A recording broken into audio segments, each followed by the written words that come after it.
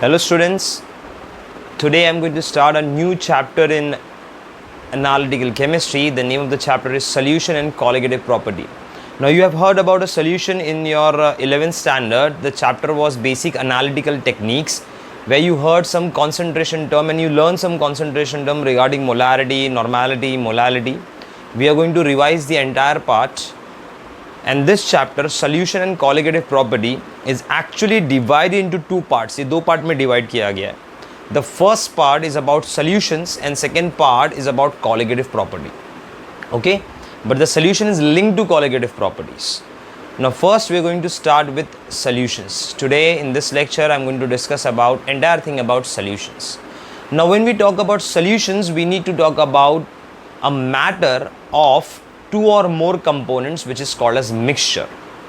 Now mixture is a matter which is composed of two or more components, but if the component size is less than 10 raised to minus 5 centimeter, such that the particles of the components are not visible under microscope, they have a homogeneous layer throughout, तो एक ही state रहेगा throughout, the properties become same. So such type of mixture is called as true solution. जिसमें आप light intensity pass करोगे तो same intensity की light उससे pass हो जाएगी without any dispersion of light. Light का path भी नहीं दिखाई देगा. That is called as true solution. Then we have a mixture of two or more components where the particle size is between 10 raised to minus 5 to 10 raised to minus 7 centimeter, and one more where the particle size is greater than 10 raised to minus 5 centimeter. So such mixture is called as colloidal dispersion and suspension. So we have true solution, colloidal dispersion, suspension. Colloidal dispersion suspension is a heterogeneous mixture. It shows dispersion of light. In suspension the particle settle down in the bottom. Okay, so that is a heterogeneous mixture. हम लोग heterogeneous mixture की बात नहीं कर रहे. We are talking about true solution, and the idea of this mixture you can get the complete idea from the chapter adsorption and colloids. उसके अंदर mixture को तीन type में divide किया गया है. First is solution, which is a homogeneous mixture where the particle size is so less you cannot see under microscope. It's a uniform one layer system where the property is same throughout the system. But you have two more mixtures which are heterogeneous. In one case the particle size lie between 10 raised to minus 5 to 10 raised to minus 7 centimeter. That is called as colloidal dispersion, which disperse the light, pass through it, which shows the moment of particles inside it. The particle doesn't settle down, but you don't get a clear transparency throughout. वो आपको एक faded solution मिलेगा. That is colloidal dispersion. अपने बहुत सारे examples देखे हैं इसके. Okay. Then you have suspension. Suspension is that mixture where the particle size is either visible by the naked eye or under microscope. The particle size is greater than 10 raised to minus 5 centimeter. The particles settle down at the bottom. जैसे आपने sand लेके water में डाल दिया तो एक suspension बन जाएगा. Milk एक colloidal dispersion हो जाएगा. लेकिन NaCl और water में डालोगे तो Na plus Cl minus dissociate होगे. You cannot see the particle size inside. It's a one uniform layer. That is called as true solutions or solutions. तो हम लोग यहाँ बात कर रहे हैं solutions की सबसे पहले. तो basically solutions are homogeneous mixture of two or more components whose concentration can vary up to certain limit. So it's a homogeneous mixture of two or more components. Now if we talk about two component system, if you talk about a two component, आपने सिर्फ दो ही substance को mix किया है, तो that solution will be called as binary solution. Okay, so if there is two component in the solution, then it is called as binary solution. अगर तीन component होगा तो ternary solution होगा. Four components together, quaternary. For example, you take common salt, you add common salt in water, NaCl पानी में डाल दिया आपने, it's two component system. you take salt, sugar and water, 3 component system. Okay, you take more than that, एक और आपने component बढ़ा दिया, एक और एक salt add कर दिया, 4 component system. But we are going to talk about more about a 2 component system, that is binary solution. And we talk about binary solution. Binary solution is made up of 2 components, solute and solvent, which you have heard in your lower standard, 10th standard में आपने ये सब चीज़ देखा ही है. Okay, और याद रखने का, solutions are homogeneous mixture where the particle size is less than 10 raised to minus 7 centimeter. You cannot even see those particles under microscope. It's a one phase system throughout. The property is uniform throughout the system. Okay, solute, if it is 2 component system, that will be called as binary solution made up of 2 components. One will be solute and one will be solvent. I have to remember, solute is present in less amount and solvent will be present in more amount. For example, if I add 1 gram NaCl in 1000 gram H2O या 1000 ml H2O, तो अब यहाँ पर जो NaCl it is in less amount, so NaCl becomes the solute and this water becomes the solvent. लेकिन समझो hydrated salt मैंने लिया है, हाइड्रेटेड सॉल्ट लिया है.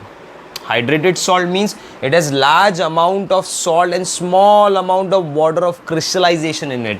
So अगर मैं एक hydrated salt लेता हूँ जिसमें salt का amount बहुत ज़्यादा है, large amount, and solvent यानी H2O, hydro मतलब water, water का amount is less. So now the salt becomes the solvent and water becomes the solute. तो ये ज़रूरी नहीं है कि हमेशा वाटर ही सॉल्वेंट सल्यूट सॉल्वेंट बन सकता है, ज़रूरी नहीं है. You have to see it is which kind of a solution. One thing which is present in small amount will be called as solute and another which is present in large amount will be definitely called as solvent. And when they are mix together they will form one phase system, एक homogeneous system बनाएंगे जिसके सारी property through out the system same रहेगी. Particle size बहुत छोटी रहेगी, you can not C those particle even under microscope. इससे अगर आप लाइट पास करोगे तो लाइट का डिस्पर्शन, पाथ ऑफ लाइट भी नहीं मिलेगा जो कोलॉइड्स में मिलता है हमको. So you don't see the path of light. The intensity of light entered into a solution and when it is left to the solution is same. Okay, intensity of light becomes same. तो such type of mixture is called as solutions. हम लोग यहाँ पर 2 component system की बात कर रहे हैं. Now depending upon 2 component system, type of solution की बात करोगे for binary solution. So there are total 9 types depending upon solute and solvent. देखो, if solute is solid, solvent आपका liquid हो सकता है. तो एक टाइप का हो गया solid in liquid, इसको ऐसा पढ़ते हैं solid in liquid. सेकेंड हो जाएगा liquid in liquid. Third gas in liquid, इसका मतलब गैस आपका सल्यूट है और सॉल्वेंट आपका लिक्विड है.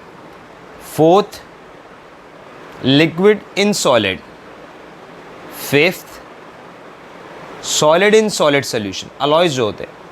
Six gas in solid. Seven solid in gas. 8 liquid in gas जो aerosol type होते हैं. 9 gas in gas solution, mixture of air. तो there are total 9 types of solution, लेकिन colloidal dispersion 8 type के होते हैं. gas in gas colloids नहीं होता, याद रखना. colloidal dispersion 8 types के होते हैं because gas in gas always forms a homogeneous mixture and homogeneous mixture जब भी बना तो solution है. तो solution 9 टाइप के हैं लेकिन colloids 8 टाइप के होते हैं जिसमें gas in gas को हम लोग consider नहीं करते. Okay, so this is a type of solution and we are going to discuss binary solution. But जब भी हम लोग solution की बात करते हैं we talk about mixing of solute and solvent where the solute is present in small amount and solvent is present in large amount. Okay, so depending upon that we try to measure the concentration of solution. We try to measure concentration. Now what is the simple meaning of concentration? Concentration का simple meaning ये हो सकता है कि x amount of component या x component या x solute in y solvent. Simple meaning, आपने कितना सल्यूट डाला उस सॉल्वेंट में, that decides the concentration. For example, you take 2 beaker having 50 ml of water. In first beaker you add 5 gram of NaCl. In second beaker you add 10 gram of NaCl. तो second beaker में salute का amount ज़्यादा है, so that will be called as more concentrated solution as compared to the first solution, because in first solution there is only 5 gram of NaCl in same amount of water, that is 50 ml. So first solution will be called as dilute solution as compared to second solution, and second solution will be called as more concentrated solution as compared to first solution. So concentration basic क्या होता है? concentration का basic मतलब यही होता है कि you are measuring the amount of components, you are measuring the amount of components in the solution. Okay, now इसको measure करने के लिए, concentration को measure करने के लिए different ways है. So let us talk about those ways of measuring components in a solution, that is different ways of finding out concentration. तो I'll rub this out. आप पॉज करके चाहिए तो कॉपी कर लीजिए.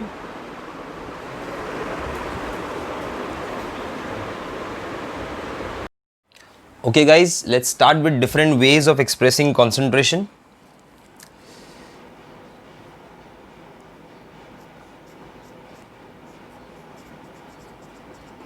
Expressing concentration of solutions. There are different ways of expressing concentration of solution. The first way of expressing concentration of solution. Now we know that concentration is nothing but the amount of a components in a solution.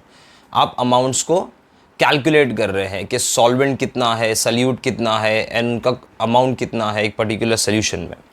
The first way of finding out the amount, the first way of expressing concentration is mass percentage. लेकिन वो start करने से पहले ना, I'll give you symbols ताकि हमारे formulas easy हो जाए. Let small n be the number of moles. Number of moles. V stands for the volume. W stands for mass. Capital M stands for molar mass यानी molecular mass which is in gram per mole. ठीक है. Then E stands for gram equivalent mass. Okay. Now the first way of expressing concentration is mass percentage. Now we can find mass percentage of solute as well as mass percentage of solvent in a solution. हम लोग find कर सकते हैं. हम लोग binary solution की बात करें, that is solute plus solvent. मतलब इस पे मैं एक फॉर्मूला यूज कर सकता हूँ. If I want to find out mass percentage of any solute which is present in small amount, so that will be equal to mass of solute,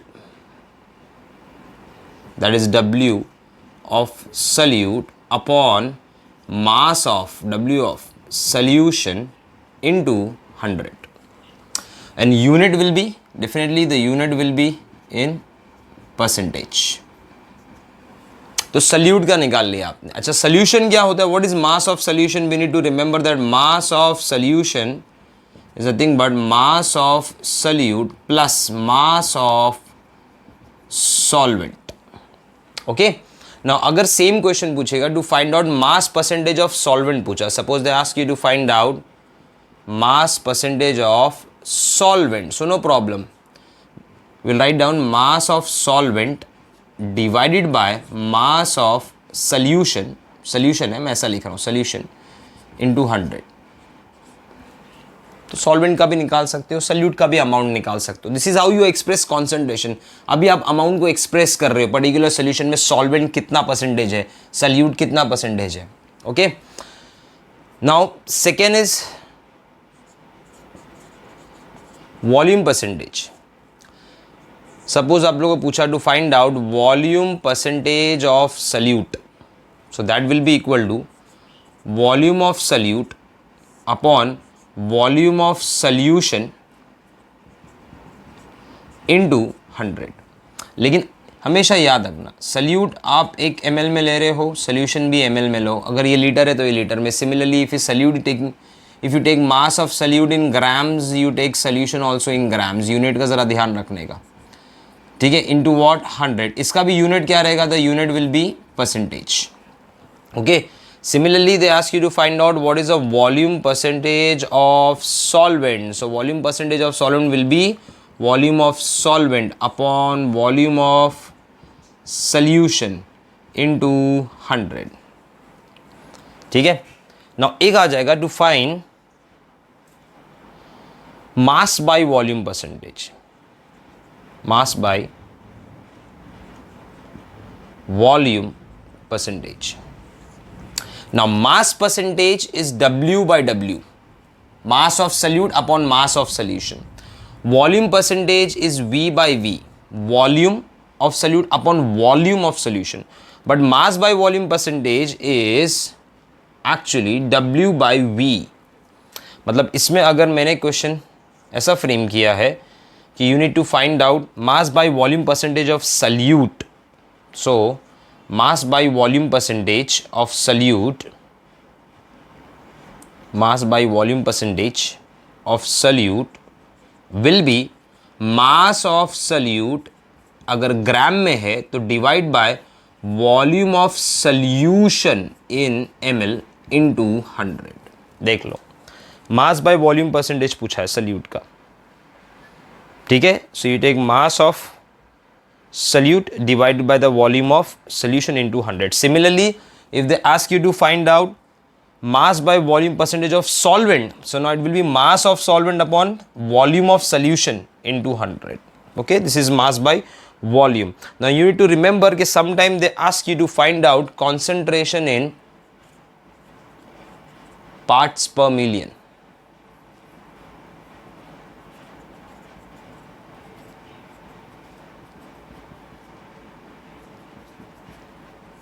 parts per million में पूछेगा आपको, that will be in ppm। ज़्यादातर concentration ppm में लिख के आते, parts per million. Okay, that is in ppm। Now if they ask you to find out parts per million, now your in this case you have to remember कि percentage में आपने किससे multiply किया था। If you are finding out percentage, you multiply by 100, but 1 million is 10⁶। 1 million is 10⁶, 10 lakhs होता है वो। Okay, so it is basically 10⁶। सो अगर मुझे ये पूछ रहा है to find out mass percentage की जगह पे they ask us to find out mass of solute in ppm। Okay, so if they ask you to find out ppm, then what you will do, you multiply each and every term by 10⁶। मतलब अभी तुमको 100 से multiply नहीं करना, मतलब in case of mass of salute ppm में पूछा तो दैट विल बी, अब वो मास परसेंटेज नहीं हुआ, that will be in ppm, parts per million. तो that will be mass of solute upon mass of solution into 10⁶। मतलब यहाँ पर जो यूनिट आ जाएगा that unit will be in ppm, parts per million. Similarly if they ask you to calculate solvent, बोल दिया उन्होंने ppm में, तो that will be mass of solvent in gram upon mass of solution into 10⁶। समझो, मास by volume ppm में पूछा तो multiply by 100 की जगह पे 10⁶ कर देने का, तो 10⁶ से that will be parts per million. Okay, please copy it down, first 3 ways of expressing concentration, then we'll continue further. Okay, the next way of expressing concentration after percentage and parts per million is mole fraction. Okay, now mole fraction is denoted by x, हम लोग उसको x से denote कर रहे हैं, x होगी mole fraction. Now mole fraction is nothing but fraction of moles, और बहुत सिंपल कैलकुलेशन है कि mole fraction of solute है, so that will be number of moles of solute upon number of moles of solution, that's it. 100 से multiply नहीं करना क्योंकि ये एक मोल फ्रैक्शन है। ओके, नाउ सिमिलरली अगर मैं लिखूँ मोल फ्रैक्शन ऑफ सॉल्वेंट, तो that will B number of moles of solvent upon number of moles of solution. Now it doesn't have any unit because it is a ratio of moles, so no unit. तो mole fraction का unit नहीं होता. Okay.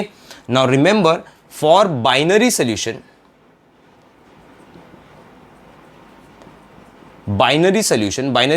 मतलब two components, that is solute plus solvent. दो ही component है. So in this case, mole fraction of solute plus mole fraction of solvent will be equal to 1. Remember this. In case of binary solution, always equal to 1. दोनों का mole fraction अगर add करोगे तो obviously 1 ही आएगा क्योंकि number of moles of solute upon number of moles of solution plus solvent upon solution. तो solution constant है, तो solute plus solvent क्या होगा? Solution. The solution upon solution becomes 1. So if you add mole fraction of both, it automatically becomes 1. अगर समझो for 3 component ternary solution, तो 3 component के लिए mole fraction of first component plus mole fraction of second component plus mole fraction of third component will be equal to 1. For n component, that will be mole fraction of 1 plus mole fraction of 2, so on, plus mole fraction of n component will be equal to 1. So always remember, जितने भी component solution में होते हैं, you add their mole fraction, that is finally equal to 1. Okay, so this is the another way of expressing concentration. The next way of expressing concentration, see आपने ये analytical techniques में देखा 11th standard में mole fraction. The another way of expressing concentration is, ये भी देखा हम लोगों ने, molarity, also called as molar concentration. ठीक है, कोई चैप्टर्स में इसको C से भी डिनोट करते हैं, और अगर आपको याद होगा केमिकल इक्विलिब्रियम में इसको स्क्वायर ब्रैकेट से डिनोट करते हैं, which is also called as active mass, molarity. Active mass मतलब जो कंपोनेंट पार्टिसिपेट करते हैं. तो मोलारिटी और मोलार कॉन्सेंट्रेशन. मोलारिटी डिफाइन करना है तो it is define as molarity which is denoted by capital M. Molarity. Okay, तो it is define as, this M is for the molar mass. So molarity will be defined as, for a solute, it will be defined as number of moles of solute upon volume of solution in liters or decimeter cube. Simple definition. Number of moles of solute per liter solution. Okay, number of moles of solute present in per liter of solution. So मैं लिख भी देता हूँ, it is nothing but number of moles of solute per liter of या dm cube of solution. अच्छा, number of moles क्या होता है? Number of moles is mass upon molar mass. तो it is mass of solute upon molar mass of solute. अब mass of salute आप ग्राम में लोगे तो मोलार मास ग्राम पर मोल में होगा, into volume of solution. Volume of solution किस में लेना है? हमेशा लीटर्स में. Okay, now unit of molarity, so unit of molarity is moles per liter, या तो आप ऐसा भी लिख सकते हो moles per dm cube, या तो you can write down directly M, molar, MOLAR, capital M. So this is molarity. Now molarity से ही एक similar word मिलता हुआ जो बहुत लोग confuse होते हैं, is molality. Now molality is also another way of expressing concentration, but molality is small m, molarity is capital M. Difference याद रखना, और उसके definition में भी difference है. That molality of any solute is defined as, molality of a solution is nothing but number of moles of solute upon, ये इस part same है. Molarity में क्या है? It is divided by volume of solution in liters. Here in case of molality, you divide number of mole of solute with mass of solvent in kilogram. That's the difference. So it is number of moles of solute. मतलब अगर molality लिखना है तो it is defined as number of moles of salute पर kilogram of solvent. इसके लिए इसका unit क्या हो जाता है, मोल्स पर केजी, या तो फिर आप स्मॉल m लिख दो, that is molality, small m।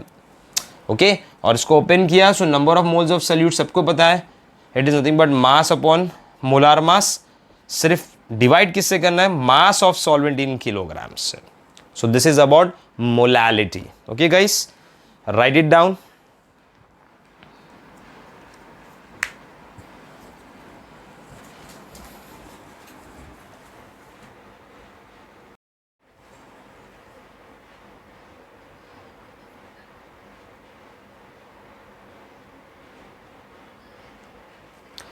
Now the next way of expressing concentration after molality is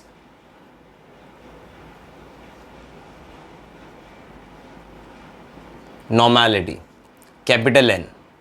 Now normality is defined as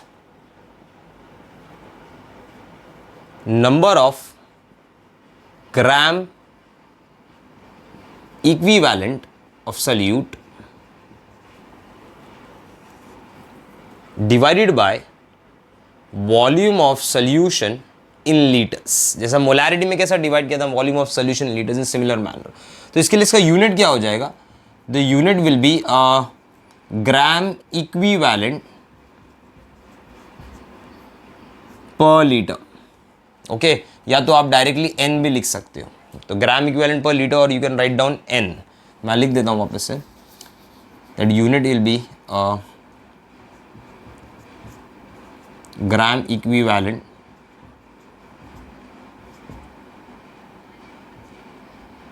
per liter या per dm cube, or you can just write down n, normality.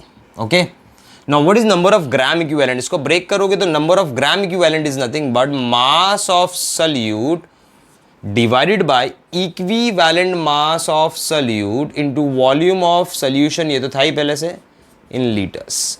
So number of gram equivalent of solute is mass of solute divided by equivalent mass of solute.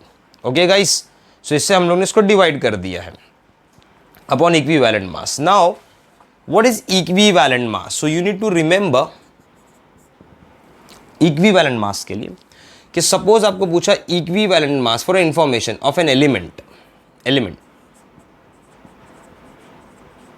so that is nothing but atomic mass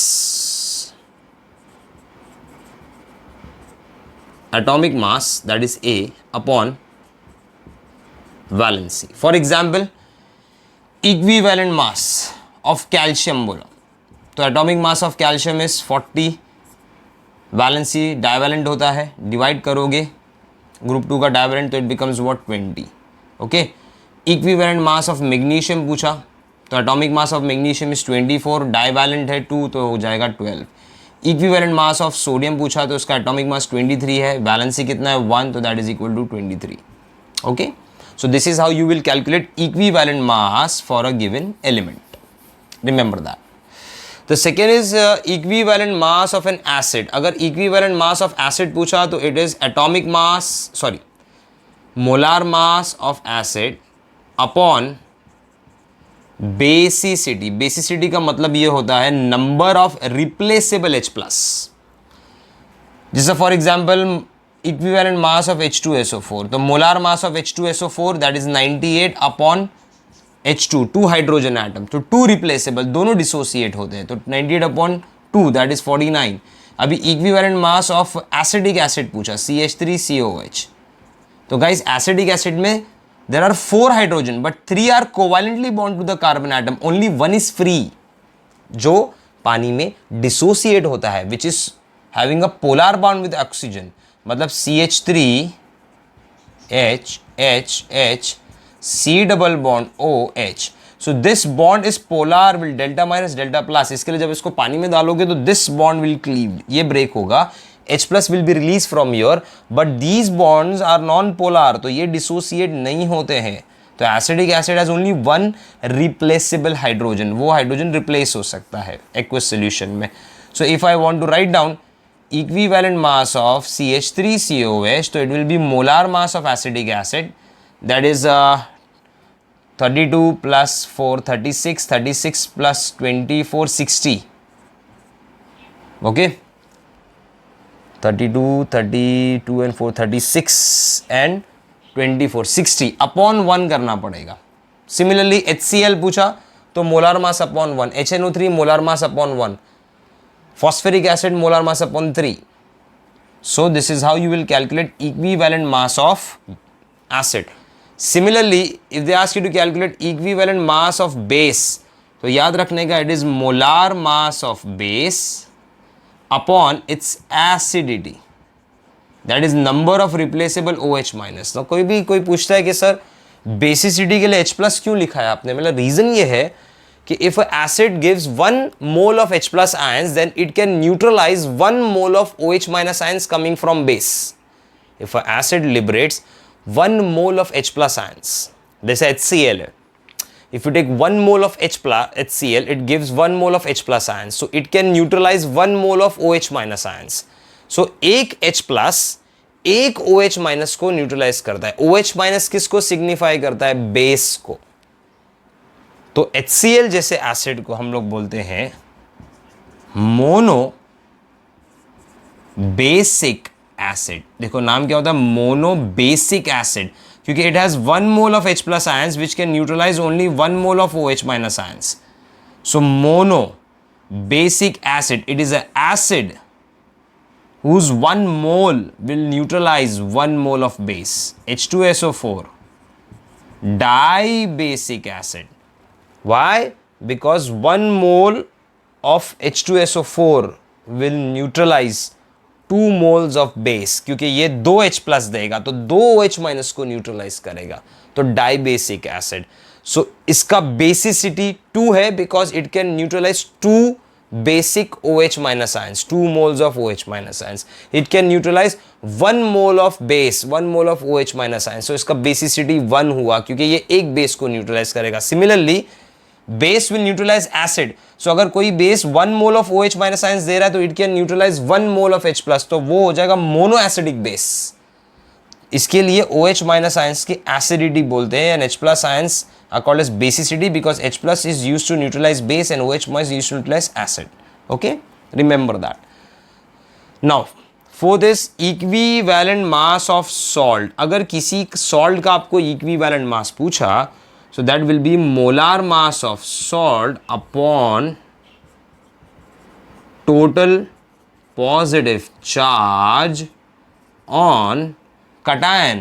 और वो cation क्या होता है आपका? Basically cation होता है आपका metal. ठीक है, metal non metal makes ionic bond is nothing but the salt as ionic then. Okay, अब इसी के अंदर एक और एक एडिशन करता हूं. इक्विवेलेंट मास ऑफ आयन पूछा तो that will be molar mass of that ion divided by total charge on it. Example देता हूं समझाने के लिए. देखो CaCO3 एक सॉल्ट है, ठीक है. अगर मुझे इसका इक्विवेलेंट मास निकालना है तो equivalent mass of CaCO3 will be equal to molar mass of CaCO3, that is 40 plus 40 for calcium, that is 12 for carbon and 3 into 16 for oxygen, divide by total positive charge on cation. अब calcium carbonate में calcium +2 है और carbonate -2 है, तो calcium का total positive charge +2 है. 2 से मैंने डिवाइड कर दिया. अब बराबर देखोगे तो 40 + 12 + 3 इंटू 16, 3 इंटू 16 इज 48, 49, 50, 60, 40, 100. तो 100/2 होगा, आंसर आपको 50 मिलेगा सॉल्ट के लिए. ठीक है, आपने टोटल पॉजिटिव चार्ज से डिवाइड कर दिया इसको, सिंपल है. अब समझो कैल्शियम कार्बोनेट आयंस के फॉर्म में आया, Ca2 + CO3 - 2. ठीक है भाई, मैं पूछ रहा हूं what is equivalent mass of calcium ions. तो आप बोलेंगे sir molar mass of ions, तो कैल्शियम का molar mass 40 upon total charge is 2, that is 20. Simple है. फिर कोई पूछेगा sir what is equivalent mass of carbonate ions. मतलब कोई बात नहीं, कार्बोनेट का टोटल मास क्या होता है? 12 + 3 into 16, 12 for carbon and 16 for oxygen, तो वो हो जाता है 48 + 12 60. अच्छा, टोटल चार्ज क्या है? -2, तो 2 से डिवाइड किया आपने, तो 60/2 दैट बिकम्स 30. तो कार्बोनेट आयन का इक्विवेलेंट मास 30 है, कैल्शियम आयन का इक्विवेलेंट मास 20 है, अगर कैल्शियम और कार्बोनेट को ऐड करोगे तो 20 + 30 आपको आंसर क्या आएगा? 50. Same. Got it? This is how you will calculate the equivalent mass of any ion or any salt given. मैं आपको सारी पॉसिबिलिटीज दे रहा हूं जो भी आ सकती है क्वेश्चंस के अंदर, एमसीक्यूज के अंदर. Now sixth, equivalent mass of oxidant यानी ऑक्सीडाइजिंग एजेंट और रिड्यूसिंग एजेंट, अगर इनका इक्विवेलेंट मास निकालना है तो कोई प्रॉब्लम नहीं. इक्विवेलेंट मास ऑफ एजेंट, जो भी एजेंट है oxidising reducing, divided by total electron transfer. बराबर देखने का एग्जाम्पल देता हूं मैं, टोटल इलेक्ट्रॉन ट्रांसफर समझाने के लिए आपको इसके एग्जाम्पल देता हूं मैं. Okay, to how to find equivalent mass of oxidising and reducing agent. देखो एक रिएक्शन, देखो यहां पर लिखता हूं मैं reaction Fe2 plus Cr2O7-2 dichromate ions gives 2 moles of Cr3 plus यहाँ ऐसा लिख देता हूँ Fe3 plus 2 moles of Cr3 plus chromic ions. Okay, 2 moles of chromic ions. So this is Fe plus 3 final product and 2 mole of Cr plus 3 chromic ions. Now if you see properly here, ferrous is converting into ferric. तो ferrous से ferric हो रहा है, मतलब oxidation state बढ़ रहा है, तो ये एक ऑक्सीडेशन रिएक्शन है. और Cr2O7 में क्रोमियम का चार्ज +6 है, तो वो +6 से +3 हो रहा है, मतलब ये एक रिडक्शन रिएक्शन है. तो जो ऑक्सीडेशन रिएक्शन में जाता है उसको हम लोग बोलते हैं रिड्यूसिंग एजेंट, और जो रिडक्शन रिएक्शन में जाता है उसको हम लोग बोलते हैं ऑक्सीडाइजिंग एजेंट. तो Cr2O7 ऑक्सीडाइजिंग एजेंट है और Fe2 प्लस रिड्यूसिंग एजेंट है. अगर आपको पूछा फाइंड इक्विवेलेंट मास, बराबर देखना, equivalent mass of oxidising agent, oxidising agent का आपको इक्विवेलेंट मास पूछा है. तो आप देखोगे ऑक्सीडाइजिंग एजेंट दोनों रिएक्शन में कौन है sir? Dichromate ion oxidising agent है. मतलब वेरी गुड, आपने आइडेंटिफाई कर लिया सबसे पहले कि ऑक्सीडाइजिंग एजेंट डाइक्रोमेट आयन है.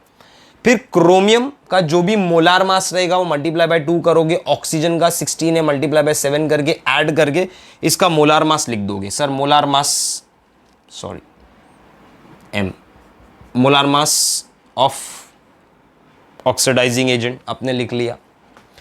उसके बाद क्या लिखा? Total electron transfer. तो बराबर देखो, chromium changes from +6 to +3, +6 to +3. इसका मतलब यह है कि chromium added 3 electron in its system. तो 3 नेगेटिव चार्ज ऐड हुआ तब +3 होगा ना, +6 में -3 होगा, then you will get the answer +3. मतलब 3 electron is added, but there are how many chromium? 2 chromium. तो each chromium is adding 3 electrons. तो 2 क्रोमियम है, तो टोटल इलेक्ट्रॉन ट्रांसफर कितना हो जाएगा? मल्टीप्लाई बाय 2 करोगे तो कितना हो जाएगा टोटल? 6 इलेक्ट्रॉन ट्रांसफर, क्योंकि 1 chromium is adding 3 electron in its system. So there are 2 chromium, so they are adding 6 electron total. So if I want to find out equivalent mass of dichromate ion, so it will be molar mass of Cr2O7-2 divided by 6 total electron transfer. ठीक है, ये याद रखने का. अच्छा, अभी अगर मुझे इन दोनों को बैलेंस करना है तो मुझे इसको भी 6 से मल्टीप्लाई करना पड़ेगा, बिकॉज ये एक ही इलेक्ट्रॉन है, तो 6 × 1 6 इलेक्ट्रॉन, और यहाँ पर भी कितने इलेक्ट्रॉन ट्रांसफर हो रहे हैं? 6. तो टोटल इलेक्ट्रॉन 6 हो गए दोनों जगह पे. अब इक्वेशन बैलेंस हुआ. कोई मुझे पूछेगा sir how to find equivalent mass of reducing agent, मतलब मोलर मास ऑफ Fe लिख दो 56 डिवाइडेड बाय क्या कर दो 6, क्योंकि 6 इलेक्ट्रॉन ट्रांसफर हो रहा है पूरे सिस्टम में, पूरे रेडॉक्स रिएक्शन में. How many moles of electron is gain and how much is loss that will be equivalent. So if 6 electron is gained by chromium, तो obviously 6 electron will be lost by Fe. Remember that.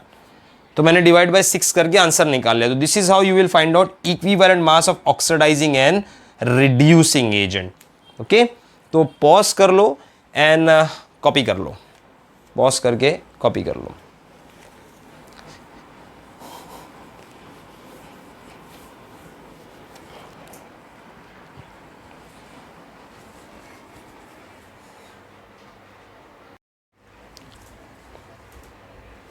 Okay, let's talk about some important points which are required for your MCQs and for numericals, okay, in solution part.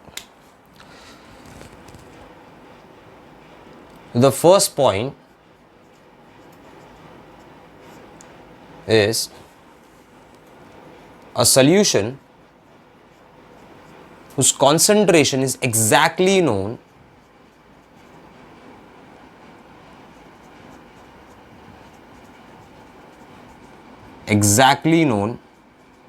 to us is called as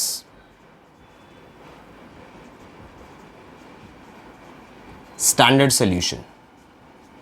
जिसका concentration आपको exactly पता होता है, उस solution को हम लोग standard solution बोलते हैं. You have to remember this, okay? Second, suppose in a numerical it is given X percentage of solute. Okay, अगर आपको ऐसा लिखा लिया है कि 5% of NaCl in a solution, 5% of glucose, 10% of sucrose, मतलब X percentage लिख देता हूं मैं. X percentage of solute दिया है W/W. इसका मतलब क्या होता है? It means that X gram of solute in 100 gram of solution. जैसा एग्जाम्पल देता हूं मैं. क्वेश्चन में ये लिख के आया, a solution consists of 5% glucose, aqueous solution consists of 5% of glucose दिया है, ठीक है, और वो भी solution क्या, aqueous. तो इसका मतलब ये हो गया 5 ग्राम, मतलब यहां पर जो है आपको W/W बोल रहा हूं, weight by weight. तो 5 gram of glucose in 100 gram of solution. तो 100 ग्राम ऑफ सोल्यूशन हुआ, मतलब यहाँ पर वाटर जो एक्वस सोल्यूशन, वाटर कितना हो जाएगा, 100 - 5 95 ग्राम. ओके, रिमेंबर, अगर ऐसा लिख के आया 5% glucose solution, 10% sucrose solution, so it is 10 gram in 100 gram. W/W हुआ, तो अगर वो V/V होगा तो वॉल्यूम परसेंटेज होगा. मतलब फॉर एग्जाम्पल अगर ऐसा लिख के आया 5% इथेनॉल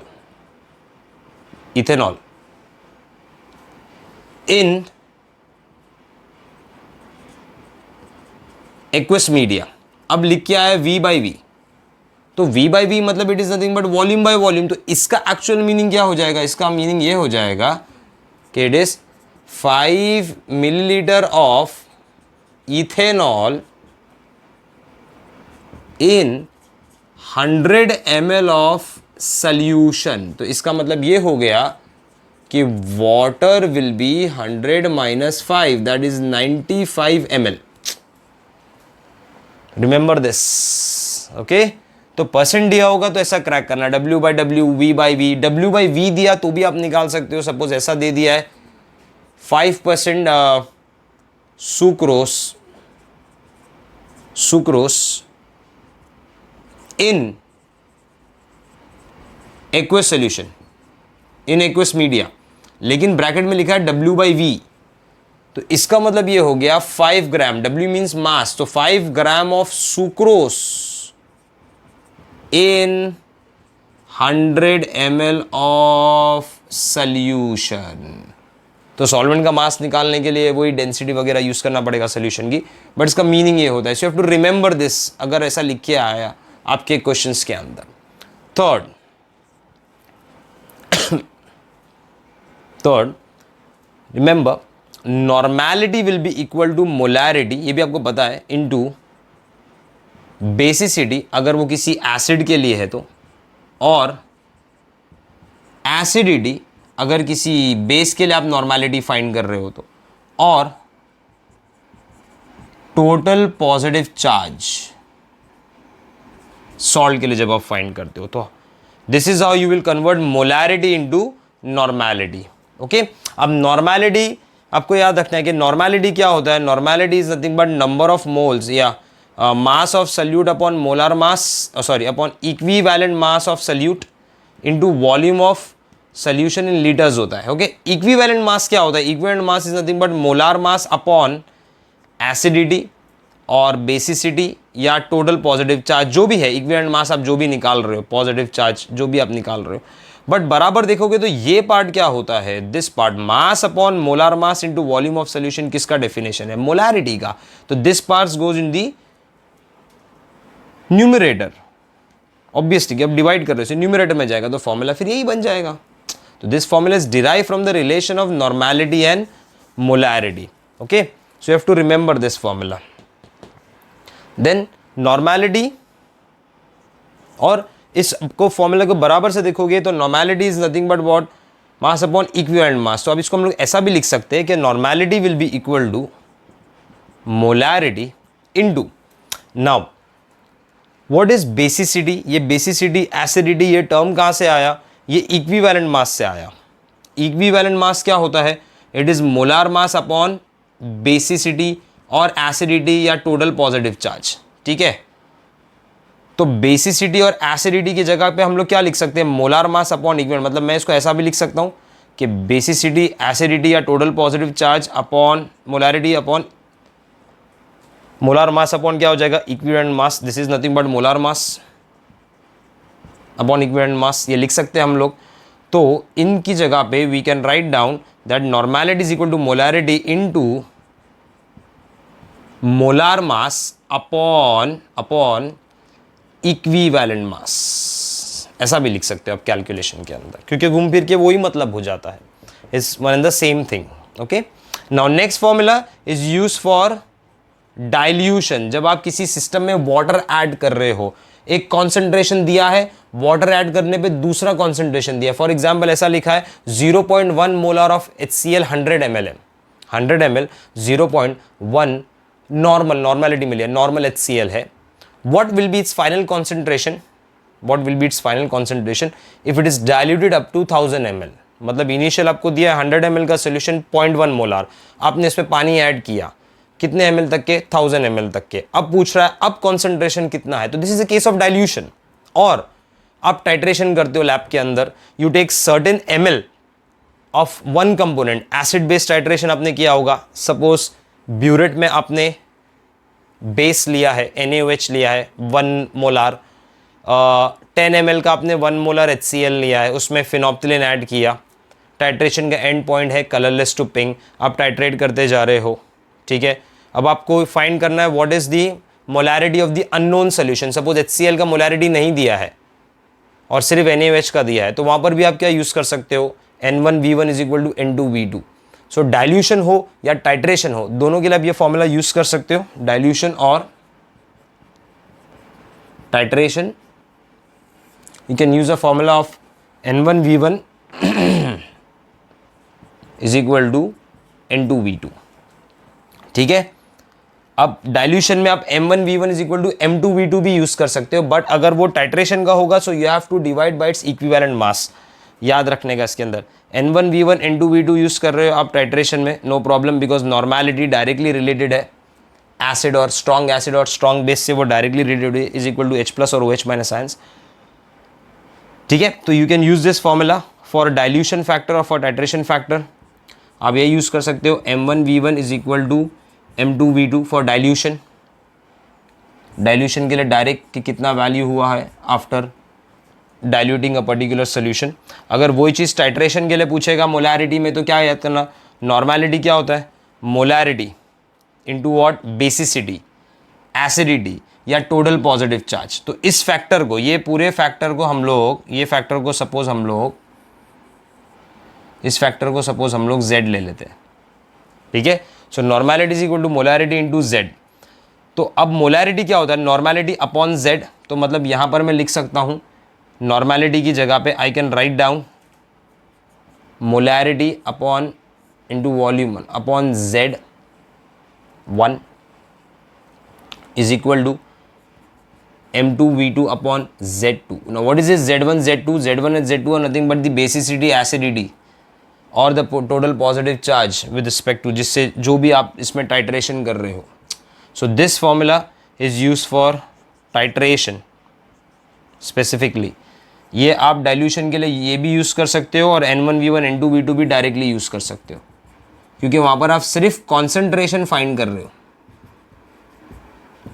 वाटर ऐड करने के बाद. ओके, कोई एसिड बेस न्यूट्रलाइजेशन नहीं हो रहा है. न्यूट्रलाइजेशन में आपको इक्विवेलेंट मास के इस टर्म से डिवाइड करना ही पड़ेगा. समझो H2SO4 आप कर रहे हो तो H2SO4 की बेसिसिटी 2 होती है, so you have to divide this by 2 for the titration. That is, so I hope you understood dilution के लिए हम लोग क्या यूज़ कर रहे हैं और टाइट्रेशन के लिए क्या यूज़ कर रहे हैं फॉर्मूला.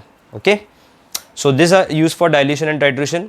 नॉर्मेलिटी मोलैरिटी का रिलेशनशिप अगर आपको ये न्यूमेरिकल्स में पूछा तो ये आप लोगों को आना चाहिए करने के लिए, कन्वर्जन्स करने आने चाहिए. ओके, पॉज कर लो and make note of everything.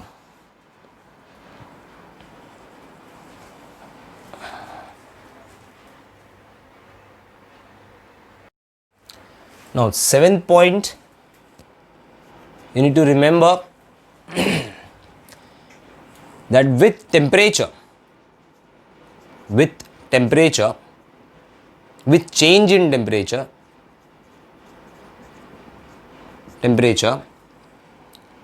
molarity and normality changes, but temperature has no effect on molality. Therefore molality is the best way, molality हो या मोल फ्रैक्शन हो, is the best way, one of the best way out of 3 way for expressing concentration, क्योंकि वो temperature के साथ change नहीं होता. Reason क्या है? Molarity is number of moles upon volume, normality is number of gram equivalent mass upon volume. तो जब आप टेम्परेचर बढ़ाते हो तो वॉल्यूम बढ़ता है, एक्सपांड होता है सोल्यूशन. ओके, हीट करने पे सोल्यूशन एक्सपांड होता है. तो जब वॉल्यूम बढ़ेगा तो मोलैरिटी और नॉर्मेलिटी का वैल्यू वैसे ही चेंज हो जाएगा, because molarity is number of moles upon volume and normality is number of gram equivalent upon volume. तो वॉल्यूम से वो इन्वर्सली प्रोपोर्शनल है. तो अगर आप टेम्परेचर बढ़ाओगे तो ऑब्वियसली सोल्यूशन एक्सपांड होगा, यानी वॉल्यूम बढ़ेगा, तो मोलैरिटी नॉर्मेलिटी डिक्रीज हो जाएंगे, चेंज हो जाएंगे. सो अगर एक सोल्यूशन आप 25 डिग्री पे बना रहे हो और उसको आप 40 डिग्री पे लेके जा रहे हो तो उसका वैल्यू चेंज हो रहा है कॉन्सेंट्रेशन का, because the volume of solution is changing but mass of solution will remain constant. तो उस केस में याद रखने का कि मोलैलिटी क्या होता है, number of moles upon mass of solvent in KG. अब ये सॉल्वेंट अगर हीट करने पे थोड़ा एक्सपांड भी हो गया तो उसका वॉल्यूम बढ़ेगा बट मास तो उतना ही रहेगा, क्योंकि आपने कंटेनर में उतना ही सॉल्वेंट लिया है. तो हीट करने पे मोलैलिटी पे कोई फर्क नहीं पड़ता. Molarity normality changes. That is why the best way of expressing concentration is molality, where the concentration of the solution remains intact with the change in temperature. ये याद रखने का. Okay, now next point is formality. Now this formality term is used for ionic solutes, ionic salt. और उसका definition क्या है? It's a formula mass.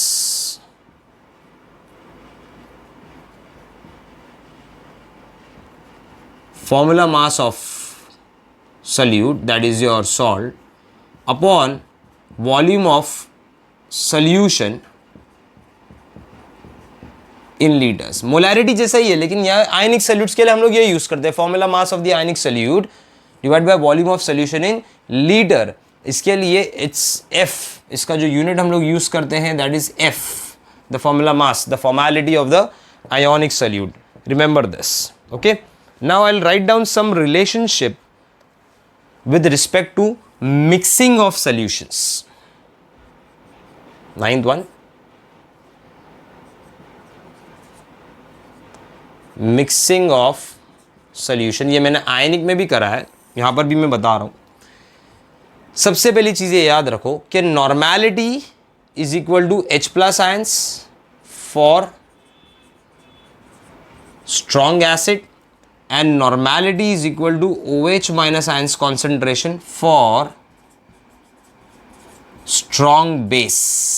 अब आपको strong acid बोल रहा हूं मैं, तो strong acid की जगह पे it's HClO4, HCl, HBr, HI, HNO3, H2SO4.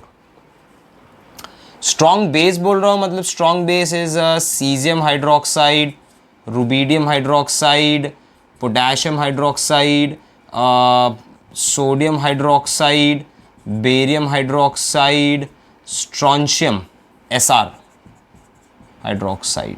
Okay, सब स्ट्रॉन्ग बेस, स्ट्रॉन्ग एसिड. कोई कोई जगह पे कैल्शियम को भी कंसिडर करते हैं स्ट्रॉन्ग एसिड, स्ट्रॉन्ग बेस.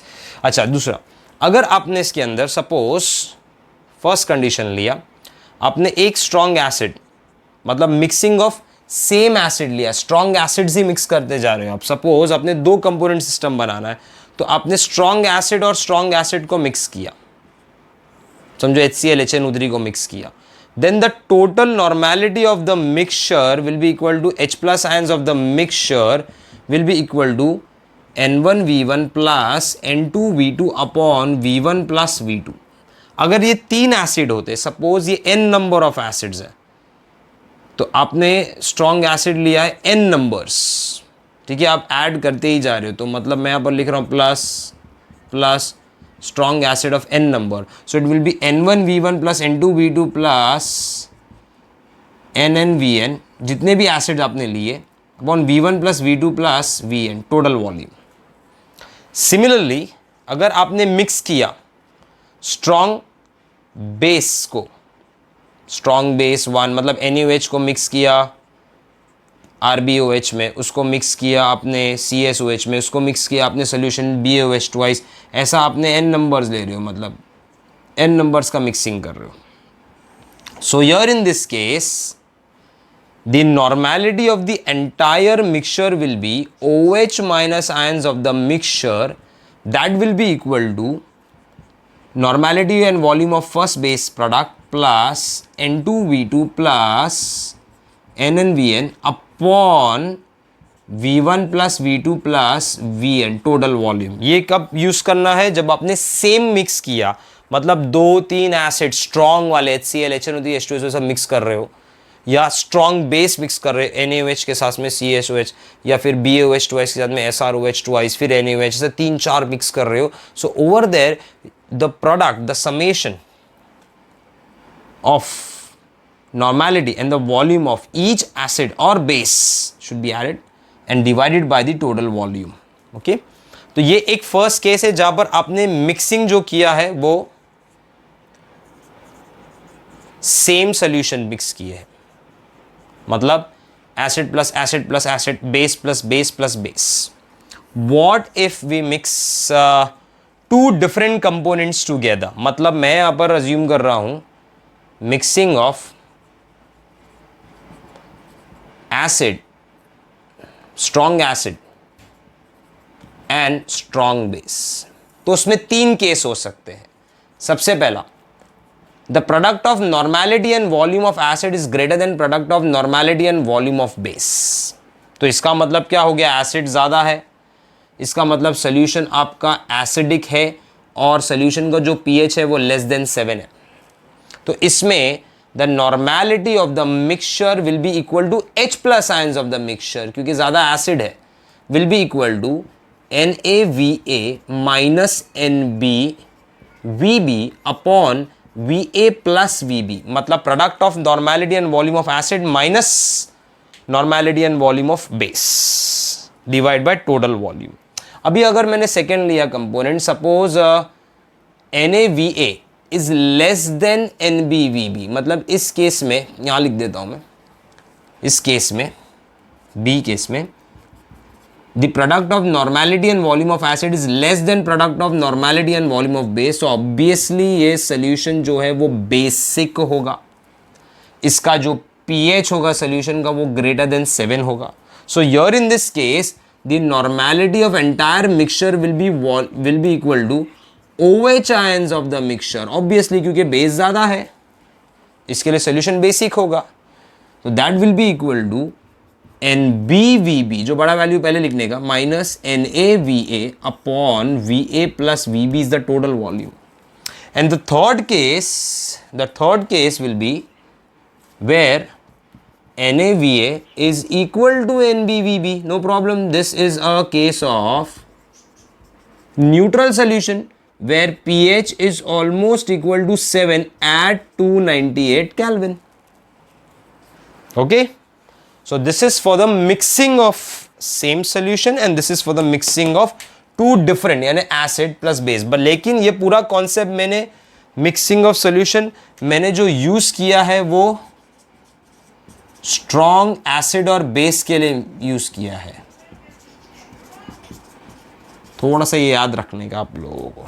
ठीक है गाइस, लिख लो ये पूरा पार्ट, पॉज कर लो एंड राइट इट डाउन.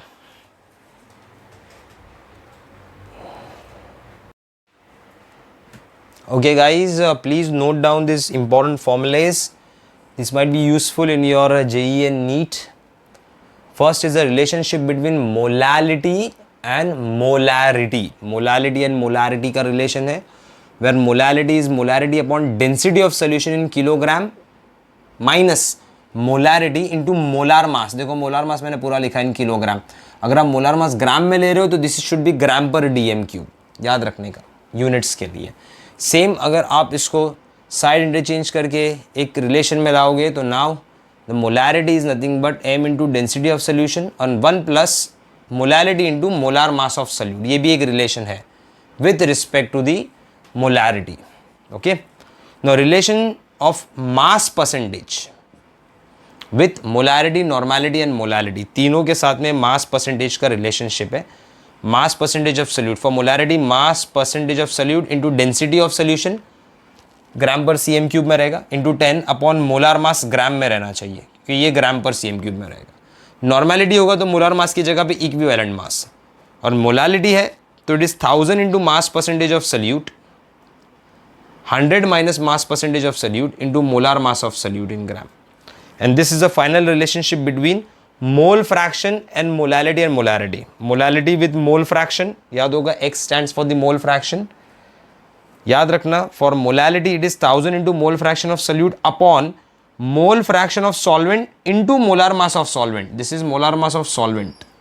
और मोलैरिटी के लिए 1000 इंटू डेंसिटी ऑफ सोल्यूशन आना जरूरी है क्योंकि यहाँ पर वॉल्यूम ऑफ सोल्यूशन होता है जिसके लिए डेंसिटी यूज होता है, into x of solute upon x solvent molar mass solvent plus x solute molar mass solute. Okay, so please note down, pause कर लो, note down कर लो. Guys, this was the entire discussion of solution part. जो हमारा next lecture होगा वो भी solution पे ही based होगा, but that will be with respect to the solubility of solids in liquid and solubility in gas in liquid, and then we'll start with the colligative property. Okay, take care, bye.